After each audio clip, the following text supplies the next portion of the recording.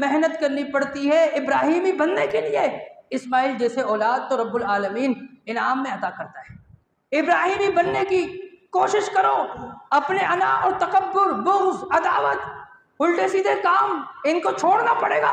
اس دنیا کے اندر حساب چکاؤ، اپنے بھائیوں کے ساتھ نرمی والا معاملہ کرو، اپنے بہنوں کے ساتھ نرمی والا معاملہ کرو، اپنے دوست احباب، پڑوسیوں کے ساتھ، رشتہ داروں کے ساتھ، جماعتی احباب کے ساتھ، غیر جماعتی احباب کے ساتھ، جتنے بھی ہیں لوگ ان کے ساتھ اچھے رویے کے ساتھ پیش آ جاؤ۔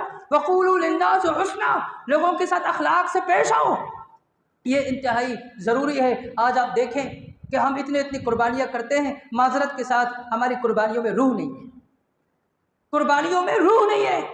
نمازیں پڑھتے ہیں، نوافل پڑھتے ہیں، حج کرتے ہیں، لیکن ہمارے ان عبادات کے اندر جان نہیں ہے، روح نہیں ہے، یہ بے روح ہے۔